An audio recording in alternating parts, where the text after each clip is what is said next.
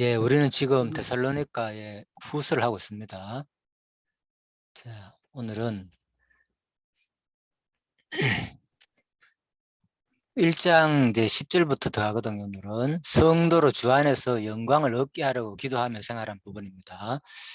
자, 일단 우리가 지난 시간에 데살로니가 후서 전반적으로 이제 전체적인 또 요약을 살펴보았고요.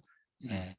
자, 그런데 지난 시간에 재림에 대해서 이제 간접적이나마 사후 중간 형태에 관한 언급된 성경 구절에 대해서 정리를 지난 시간에 너무 이제 빠르게 해가지고 사실 또 결론을 제대로 안 내려가지고 좀 궁금하다고 안 그래도 목사님도 강한혜 목사님도 그런 얘기도 하시고 해가지고 다시 한 번 더 복습 차원에서 정리하고 넘어가도록 하겠습니다. 중요한 부분이 사실 이거는 중간 상태는 아주 신학적으로도 여러 가지 논란이 있고요. 견해가 다양하기 때문에 우리도 다시 한 번 더 제대로 정리할 필요가 있다 싶어서 자, 좀 이야기해 보도록 하겠습니다. 먼저 우리 보통 일반적으로 우리가 죽으면 이제 천국 간다 이렇게 이제 생각하잖아요, 그죠? 네, 그런데 그렇게 생각하더라도 뭐 전혀 일반적으로 다 그러니까. 들어가 지금 하고 시작하고 있다. 와, 안 들었노? 지금 들었나? 예, 자, 제가 음소거하겠습니다. 예, 그래서 자, 누가복음 16장에 보시면요, 제가 음부에서 고통 중에 눈을 들어 아브라함과 그의 품에 있는 나사로를 보고 불러 가로되 아버지 아브라함이여 나를 긍휼히 여기사 나사로를 보내어 그 손가락 끝에 물을 찍어 내 혀를 서늘하게 하소서. 내가 이 불꽃 가운데서 고민하나이다. 자, 분명히 이제 성경에 보면요, 우리가 알고 있는 대로 그죠? 이제 아브라함과 그의 품에 있는 나사로를, 천국에는 쉬운 말로 이제 아브라함과 그 품에 있는 나사로가 있고, 지옥에는 부자가 지금 지옥에 들어가 가지고 불꽃 가운데서 고민하는 거, 고통받는 내용으로 되어 있습니다.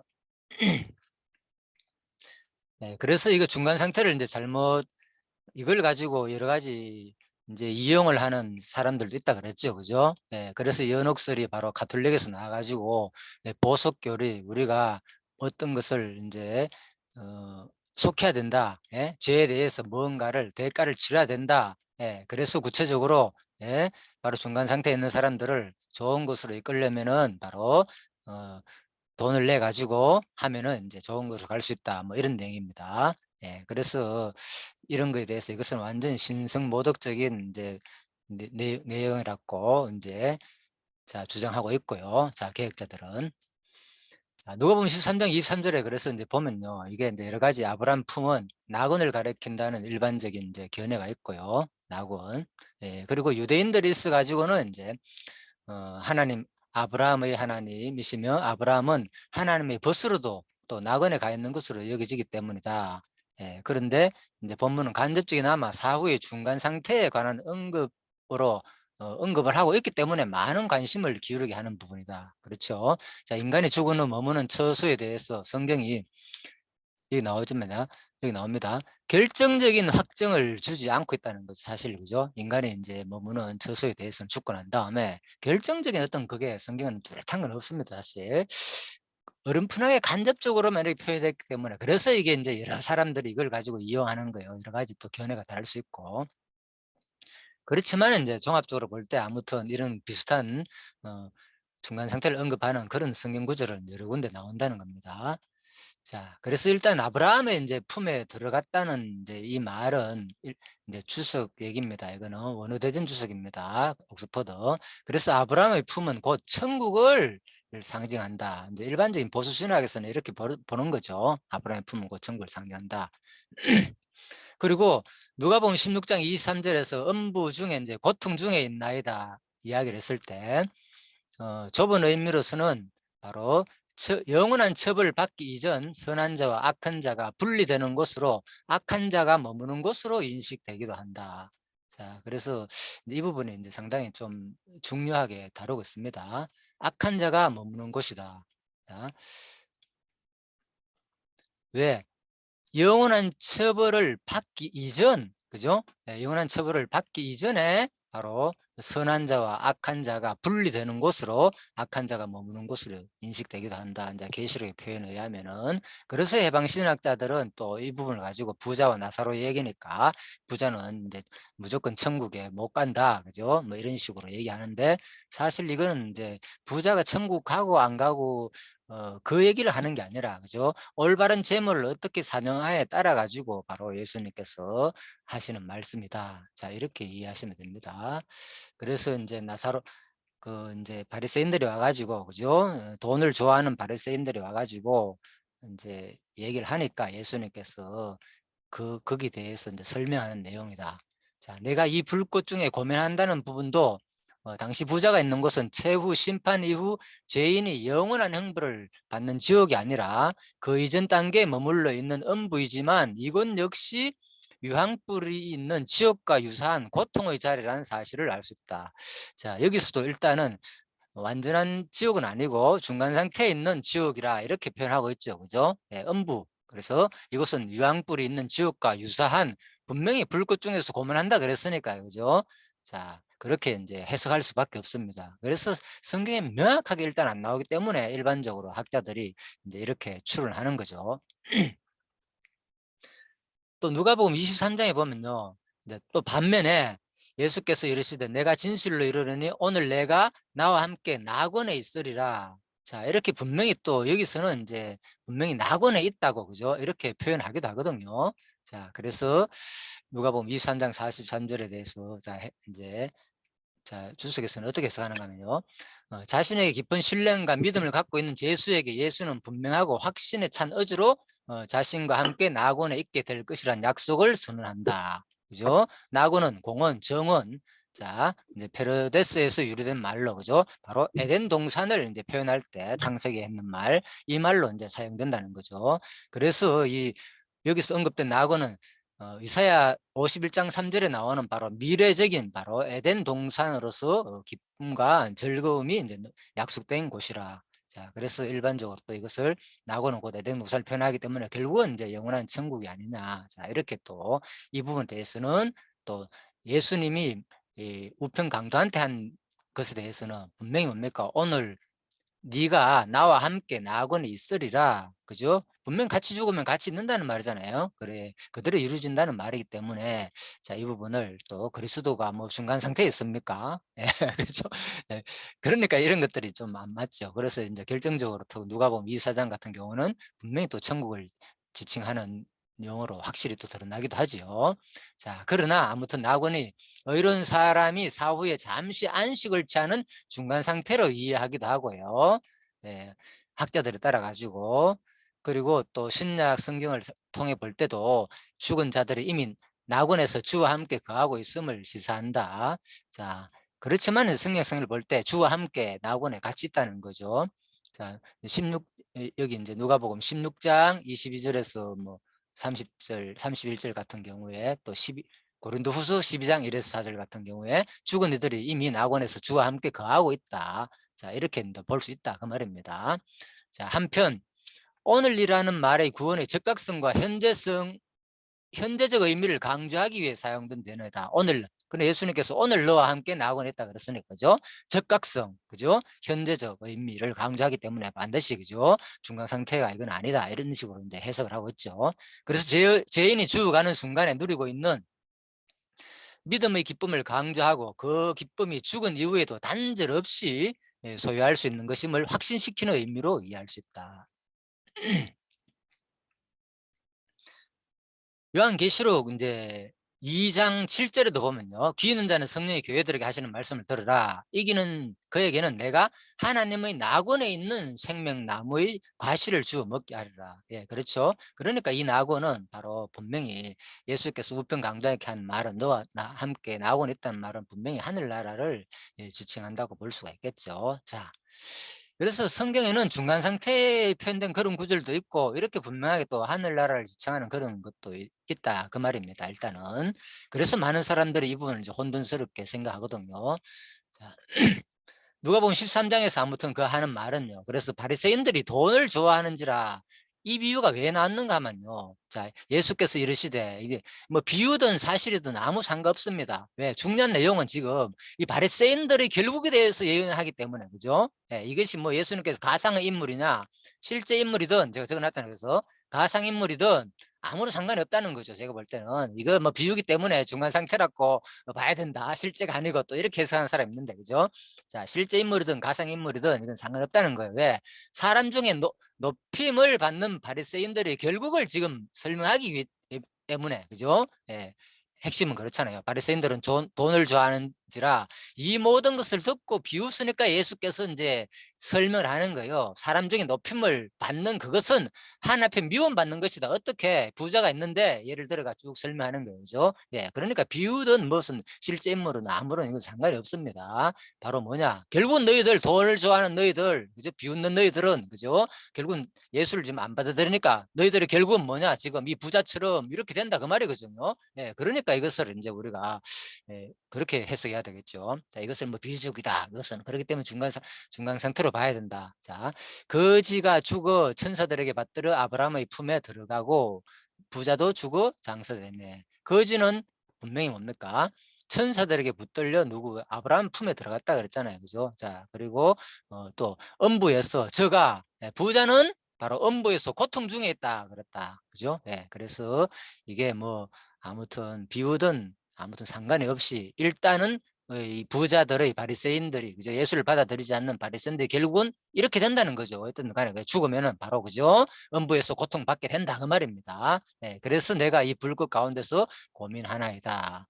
자, 예, 그래서 이제 이 부분이 명확하게 영원한 천국을 말하는지 그거는 이제 또 뭡니까? 영원한 지옥을 말하는 건지 이 부분이 또 이제 문제가 되겠죠. 그렇다면은 예, 그래서 조금 더 일단 봅시다. 그래서 큰 구렁이 있어 가지고 너와 우리 사이에는 건너가자 할 수도 없다. 가게 올 수도 없고 예, 그래서 나사로가 아버지 집에 이제 보내달라고 얘기를 하는 거죠. 나사로를 부자가 왜 내 형제 5이 있는데 지금 저에게 전가하여 저희로 이 고통받는 곳에 오지 않게 하소서. 자, 제가 지금 이 부분을 다루면서 이제 생각이 나가 정리한 겁니다. 이건 참 중요한 개념이거든요. 왜 그런가 하면요. 지금 형제 5이 있는데 저희들한테 하는 말이 그죠? 왜? 예, 이곳에 제발 오지 않게 해달라는 거예요. 그러면 뭡니까? 이것은 지금 지옥에 갖는 사람들이 뭘 인식할 수 있다는 겁니까? 예? 지금 우리가 살고 있는 이 상태 이걸 기억한다는 거잖아요. 예를 들면 그죠? 뭔가 이성적인 이런 사고가 완전히 뭐 지금 현재 우리 삶을 완전히 잊어져 버리고 그죠? 하늘나라 가면 싹 지워져 버리고 새로 어떻게 뭐 세팅돼 가지고 우리가 그죠? 컴퓨터가 그러하듯이 그런 상태가 아니라 이 영혼 그죠? 하나님이 창조하신 이 영혼 그죠? 변함이 없다는 거 그죠? 그런 의미가 포함되어 있는 거잖아요. 그죠? 그래서 이런 성경을 우리가 이런 부분을 볼 때 간접적으로 이런 것을 우리가 이제 유추할 수 있겠죠. 그죠? 그래서 내 형제 5이시니 저에게 전가하여 저희로 이 고통받는 곳에 오지 않게 하소서. 자, 요한계시록에도 보면은 예수님의 그 모습에 대해서 어떻게 표현했습니까? 이거와 연관되는데 혹시 기억나십니까? 그러면은 천국에 가더라도 뭔가 과거의 어떤 그런 기억 모습이 자, 그건 나와 있죠. 예. 청, 뭡니까 그래. 피 흘려 죽은 그죠? 어린 양 같은 그리스도라고 표현했잖아요. 그죠? 예. 그러니까 그 예수님의 표현 자체를 지금 이 땅의 그 모습으로 그대로 표현하거든요. 예. 그러니까 그 천국 가는 자들이 안다니까요. 예. 그래서 우리가 이런 것들도 분명히 우리가 지금 뭐 우리의 그 육신은 죽지만은 그죠? 죽어가지고 뭡니까? 육신은 썩지 않는 새로운 몸으로 바뀌는 것이고 우리의 그 하나님께서 창조하신 우리한테 주시는 그죠? 이 영은 이미 우리는 뭡니까? 예수를 믿는 순간 뭐 했다고 합니까? 예수 믿는 순간 우리는 중생하였잖아요. 예, 우리 영은 중생했단 말입니다. 예, 우리가 일반적으로 타락 이후에 우리 영이 죽었다 그러잖아요. 그죠? 예, 모든 게. 그런데 예수를 받아들인 순간 우리 그 죽은 영이 이제 살았다 그랬잖아요. 그러면 그것을 무엇으로 합니까? 그것은 사실 뭡니까? 육신의 부활은 아니지만 뭡니까? 영적인 그죠? 우리 생명 자체가 죽었다 산 부활이라고 또 얘기할 수 있잖아요. 그죠? 예, 중생을 그죠? 예, 부활의 개념과 같은 쪽으로 우리가 이해할 수 있거든요. 그렇기 때문에 이미 중생했는데 우리가 나중에 뭡니까? 다시 우리 영혼이 또 다시 뭡니까? 마지막에 재림 때에 부활한다. 이렇게 되면 뭔가 안 맞잖아요, 성경이. 그죠? 네, 그때는 뭡니까? 이 중생한 영이 뭡니까? 그때 육신이 이게 뭡니까? 이 몸이 그죠? 새롭게 썩지 않는 몸으로 육신이 뭡니까? 그 다들 죽었던 그 육신의 몸이 그때 다시 새로운 몸으로 있는다는 거죠. 이 영혼이 그죠? 그래가지고 영혼이 하늘나라에서 이제 누린다는 거죠. 자, 그래서 지금 하늘나라에 있는 상태. 그래서 이거 개념 자체가 참 어려워요. 저도 이것을 좀 설명하지만 왜 그런가 하면요. 이게 시공간을 초월하는 개념이기 때문에 지금 현재와 그 이미 미래에 있는 그 상태는 그죠? 지금 육신과 영혼이 그죠? 하나 돼 가지고 우리가 아직 부활은 안 했잖아요. 그죠? 육신이 부활을 안 했잖아요. 그죠? 육신은 부활 안 했기 때문에 육신의 부활 안 하고 우리가 지금 영만 지금 하늘나라에 가 가지고 그죠? 예수님과 함께 있다고 이렇게 생각해도 틀린 개념도 아니고 그죠? 그렇지만은 그 또 하늘나라 가면은 그 부자가 뭡니까? 아니 우편 강도가 예수 그리스도와 함께 있고 아브라함 품에 있다 그랬잖아요. 그죠? 그러면 아브라함 품에 있다는 그 말은 자체는 이미 아브라함의 형태가 있다는 거잖아요. 어쨌든 간에 신령한 형태가. 그렇다면 뭡니까? 그게 뭐냐? 우리가 지금 시간 상태에서는 아직 하지 않았지만 이미 천국에 가면은 그 시공간을 초월하는 상태이기 때문에 충분히 그죠? 성경에서는 이미 부활한 것처럼 부활해가지고 이미 어떤 뭡니까? 신령한 몸을 입은 것처럼 표현했다고 우리가 이해하면 되는 거죠. 그죠? 예, 그래서 이것을 시간적으로 다 구분하기가 힘들다는 거죠. 자, 아무튼 일단 우리가 이제 유추할 수 있는 것은 최대한 해보는 겁니다. 바로 다섯 형제가 있으니 그지 과거를 이제 기억하는 이런 모습들. 자, 그리고 고린도후서 바로 12장에 보면요. 이제 또 바울이 내가 그리스도 안에 있는 한 사람을 아노니 14년 전에 그가 셋째 하늘에 이끌려 간 자라. 그죠? 예, 분명히 셋째 하늘에 이끌려갔다는 거죠. 또 뭡니까? 그가 낙원으로 이끌려갔다. 분명히 그랬잖아요. 그러면 예를 들면 지금 바울 같은 경우에는 이것도 뭡니까? 그런 중간 상태로 갔다. 이렇게 보면은 이 말이 안 되잖아요. 그죠? 이게. 그죠? 그럼 바울이 중간 상태 갔다 왔는가 여기서도? 예. 그래서 이런 부분도 우리가 충분히 한번 생각해 봐야 되겠죠. 아니구나. 그래서 이 영원한 하늘나라로 표현하는 개념이 성경에는 있고 그리고 또 중간 상태로 가는 그런 표현들도 상당히 있기 때문에 이거를 우리가 시공간을 초월해가 같이 이해해야 되지 딱 나눠가 얘기하면은 이제 견해가 갈리는 거죠. 중간 상태에 있다 죽으마. 우리는 중간 상태에 잠잔다. 성경에 보면 계속 잠잔다 그러거든요. 잠자다 깨어난 상태로 이해하니까 그냥 아무것도 없고 천국도 없고 지옥도 없고 무조건 잠자고 있다가 그때 나중에 깨어나가지고 이제 마지막 심판을 받는다. 이런 표현들이 성경에 너무나 많으니까 사람들은 그런 수많은 내용을 가지고 또 그렇게 또 얘기를 하는 사람이 있어요. 나중에 내가 알려드릴게요. 자, 그렇지만 아무튼 고린도후서 같은 경우에를 볼 때는 분명히 뭡니까? 우리가 영원한 하늘나라에 이제 간다는 거. 바울이 중간 상태에 있어 가지고 이것을 다 봤습니까? 말로 표현할 수 없는 그런 하늘나라를 못 가겠다는 아니겠죠. 자, 그래서 일반적으로 주석에서도 셋째 하늘에 대해서는 그죠? 여러 가지 또 이제 견해가 있다고 합니다. 유대인들의 바로 하늘 개념에서 온 견해다. 유대인들은 그죠? 하늘을 7으로 나누는데 12족장의 유언에서 그래가지고 이런 것들이 에녹스에서도 나오고 세 번째 하늘은 바로 어렵게 죽은 자들이 머무는 곳이다. 자, 이런 것들을 이제 생각해가지고 표현하기도 한다는 거예요. 그렇다면 바울이 바로 이 죽은 자들의 처소에 다녀온 것인가? 문제는 이렇게 되죠. 이 경우 바울이 묵시문하고 영향을 받았다고 볼 수밖에 없게 되거든. 이래 되면은. 그러나 이 주장에 대해서는 동의하는 학자들은 별로 없다는 거죠. 자, 오히려 본문은 공간적인 개념으로 보지 말고 바울이 인간의 한계를 초월하는 그래서 언어로서는 명확히 표현할 수 없는 곳, 즉 하나님께서 계시는 곳 가서 말할 수 없는 체험을 환상 중에 했다는 것으로 이해함이 무난할 것이다. 예, 그렇죠. 예, 그래서 분명히 낙원이란 것은 하나님이 계신 곳에 가가지고 말로 표현할 수 없는 것을 이제 표현했다는 거죠. 자, 그렇습니다. 그렇다면 이 셋째 하늘의 개념은 바로 에베소 4장 하고 이제 통한다는 거죠. 모든 하늘 위에라는 표현과 일맥상통한다. 그래서 신자들이 마지막 날에 들어갈 혹은 천국의 선치 미리 그죠? 취하는 거 천국을 그죠? 선치를 의미한다고 이제 볼 수 있다. 그죠? 뭐 바렉 같은 이런 학자들은 여러 가지 견해했습니다. 자, 베드로후서 2장에 보면 그죠? 그래서 자, 그렇지만 이제 이런 이 표현에서 이제 다른 사람 이제 어떤 마지막 사명이란 분이 이제 제 강의를 참고했는데 그죠? 그래서 이분이 참 어렵구나 이런 것을 들었습니다. 자, 베드로후서 2장 일단 9절에 보면은 주께서 경건하는 자는 시험에서 건져내시고 불의한 자는 형벌 아래 두어 심판날까지 지키시며 자 이렇게 돼 있거든요. 그래서 이 부분을 어떻게 해석하는가 하면요.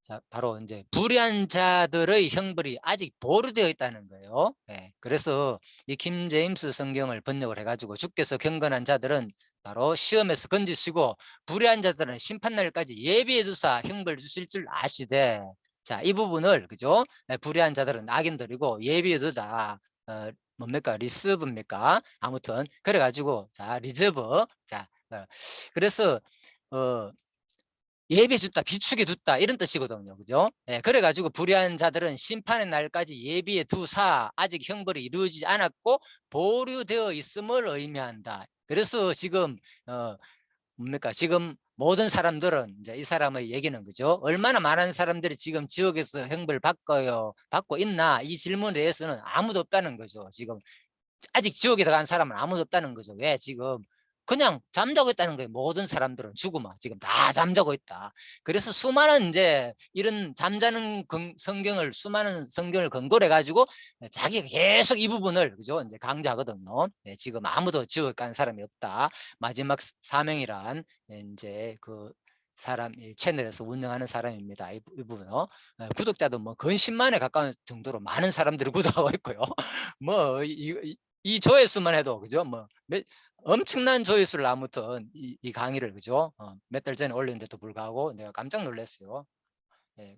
자, 이 조회수가 얼마나 많은지 23만 해요. 23만 회. 이게 3개월 전에 올린데도 그만큼 많은 사람들이 조회하고요. 댓글이 144개나 달렸으면서요. 너무나도 좋다 하면서 막 전부 다 이 강의에 대해서 왜 죽으면 다들 지옥 간다고 생각하니까 근데 이 사람 얘기는 뭐 지금 지옥 간 사람은 아무도 없다는 거예요. 자, 그래서 내가 이걸 들으면서 야, 참 이게 그만큼 많은 사람들이 무언가 두려워하고 이런 내용에 또 혹하는구나. 자, 그렇다면 한번 볼까요? 베드로후서 그죠? 예, 그래서 형벌 아래 두어 심판날에 지키시며 심판날까지 아무튼 이제 보류했다 이런 쪽으로 해석하는데 그죠? 자, 베드로후서 2장 일단 원어를 한번 봅시다. 자, 그래가지고 제가 이제 이걸 한번 살펴봤거든. 도대체 어떻게 해석하면 좋을까 싶어가지고, 그죠? 자, 그래서 이제 원어 대전에서 옥스퍼드 원어 대전에서는 자, 형벌 아래 두어, 자, 콜라조메누스는 벌하다, 응징하다라는 뜻을 지닌 콜라조의 현재 분사 수동태다는 거죠. 하나님에 의해서 형벌을 받으면서란 뜻을 지니고 있다는 거예요. 자, 그러니까 그분이 이걸 하려면은 그냥 번역했는 그죠? 영어 번역했는 그거 가지고 하기보다도 차라리 원어를 들고 가가 자기 공부를 했으면은 이걸 가지고 설명하면 더 설득이 있을 건데 오히려 제가 보기에는 그렇지는 않거든요. 예, 그래서 내가 그 사람이 100% 이제 신뢰할 수 없게 되는 거죠. 저 같은 경우에는 여기서 계속적 의미를 지니는 현재 분사형은 불의한 자들이 최후 심판 이전에도 지속적으로 형벌을 받고 있음을 나타낸다. 그렇잖아요. 그죠? 예, 형벌 아래 두었다는 이 말 자체가 콜라조메누스란 말인데, 그죠? 예, 그래서 이것이 원어로 볼 때 현재 분사형이고, 분명히 뭡니까? 불의한 자들로 최후 심판 아래 이전에 지금 지속적으로 형벌을 받고 있다는 거죠. 자, 그래서 이 형벌을 하나부터 분리되어 유기된 상태를 말한다. 자, 형벌 아래 두어. 그렇죠? 그래서 여기서는 또 이제 원어에서는 이 성경을 그죠? 피니시드 뭐 이렇게 또 그죠? 과거 분사로 이렇게 사용하고 있습니다. 예, 그래서 바로 뭡니까? 동사는 벌을 주다지만 과거 분사니까 뭡니까? 그죠? 이미 그죠? 벌을 주고 있다는 거잖아요. 그죠? 자, 아무튼 예, 그래서 이제 이 부분에 대해서 내가 이렇게 많은 사람들이 공감을 하는 데에서 제가 깜짝 놀랐고요. 그리고 베드로후서 아무튼 2장에서 공동 번역에는 그래 내가 다른 번역도 쭉 비교해 봤습니다. 주님께서 당신을 경외하는 사람들을 유혹에서 건져내시고 악인들은 심판날까지 벌을 계속 받게 하실 수 있으십니다. 예, 그렇죠. 예, 공동 번역하는, 그죠? 이런 자들은 학자들이 모여가지고 개신교하고 가톨릭하고 같이 그 원어를 보면서 번역한 거거든요. 그러니까 바로 심판날까지 계속 벌을 받게 하실 수 있다. 분명히 이제 금방 말씀드리는 거하고 같은 내용을 다루고 있죠. 계속 벌을 받게 할 수 있다고 지금, 그죠? 자, 그리고 또 베드로후서 표준 세번역에서는 주께서 경건한 사람을 시련에서 건져내시고 불의한 사람을 벌하셔서 벌한다고 했잖아요. 벌한다 그랬잖아요. 그죠? 심판날까지 가둬둔다. 벌하셔서 가둬둔다는 거죠. 지금 벌을 받고 있다는 말이잖아요. 예를 들면. 자, 그렇다면 자, KJV 현정역에는 어떻게 했느냐? 아까 그 사람 얘기죠. 그죠? 주께서 하나님을 따르는 자들은 시험 들에서 건질 줄 아시고 또 불의한 자들은 심판의 날까지 예비 두사 벌할 줄 아시다. 그래서 심판날까지 아직 벌 안 하고 이제 예비해 두었다. 아까 영어 그걸 근거로 해가지고, 그죠?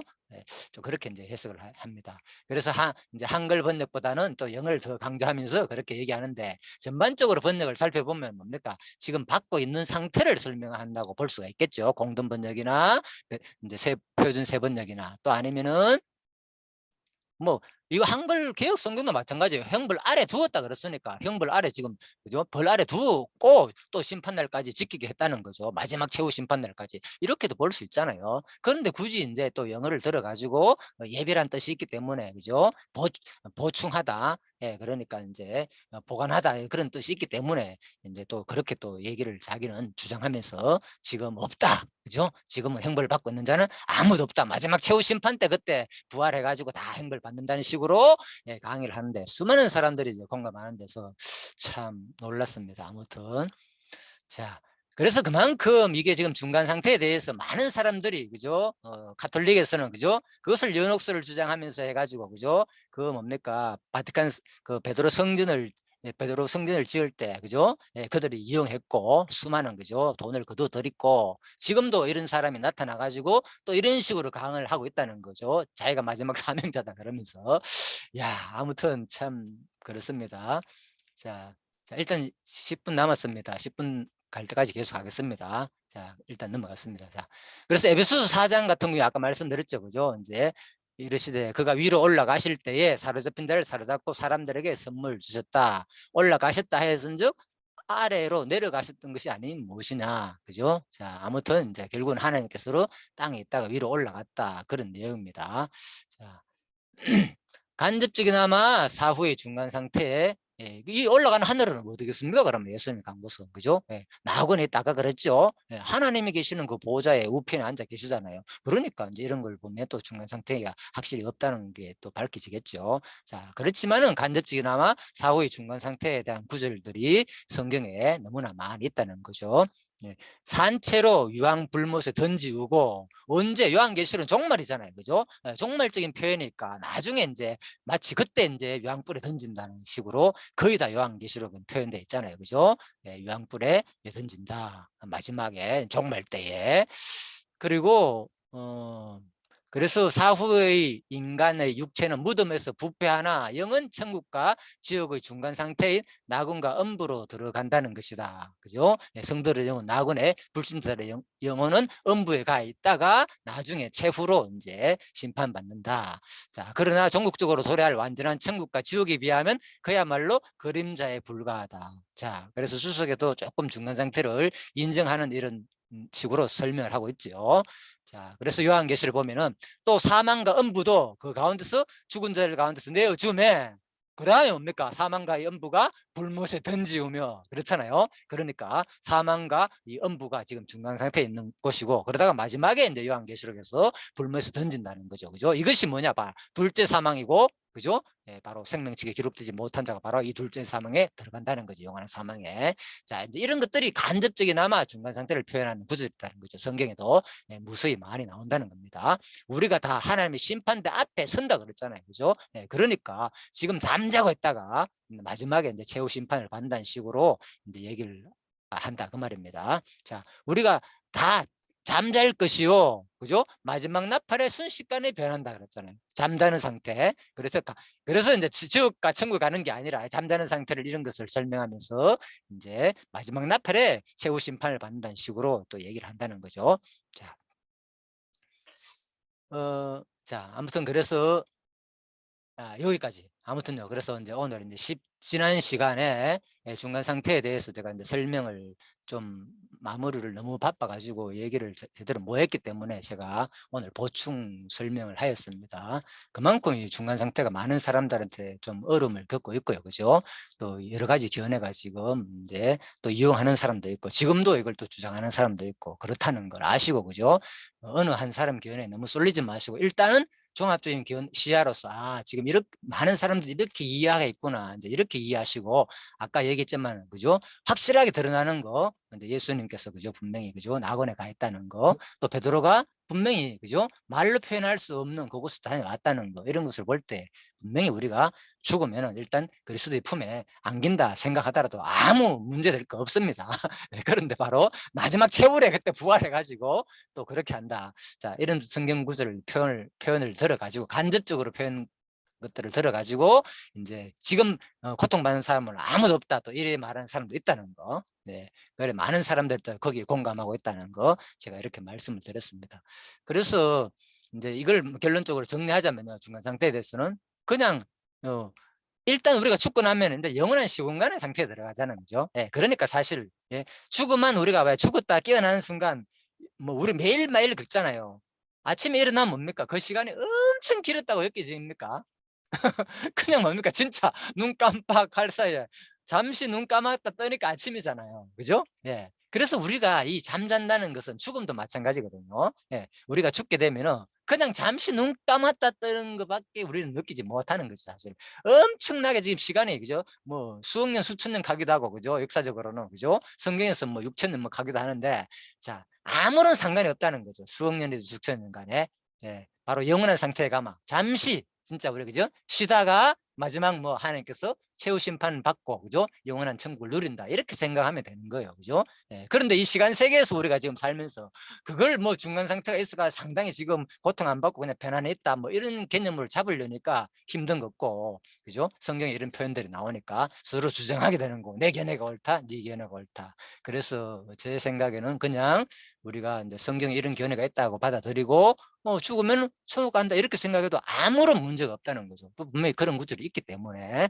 자, 그래서 일단 성경의 언어는 그 초월한 언어다, 그죠? 시공간을 초월한 언어로 표현됐기 때문에 우리 지금 왜 그러면 이런 현재가 마치 시간적으로 표현된 언어들이 나오는가 하면 이걸 이해하기 위해서, 그죠? 우리가 죽어야 천국 가잖아요, 이제는, 그죠? 심판이 있어야 마지막에 최종적인 하나님의 모든 것이 이루어지기 때문에 그것을 설명하다 보니까 마치 시간이 필요한 거고, 이런 식으로 좀 표현됐다, 이렇게 이해하시면 될 것 같습니다. 자, 첫째 시간에는 일단 지난 시간에 중간 상태에 대해서 너무 이제 설명을 빨리 했기 때문에 또 결론도 안 내리고, 그래서 이제 강 목사님이 그런 질문 해가지고 이걸 한 번 더 다룰 필요가 있다 싶어서 오늘 한 번 더 다뤘으니까 그냥 참고를 하시고요. 또 여러분들이 계속 관심을 가지고 이 부분에 대해서는 진짜 우리한테 중요하잖아요, 그죠? 우리가 죽으면은 일단 천국 간다는 거 소망 가지는 게 더 중요하겠죠, 성경을 통해서. 예, 둘째 시간에는 이제 또 그 내용에 대해서 좀 10절부터 계속 이제 좀 살펴보도록 하겠습니다. 11절부터.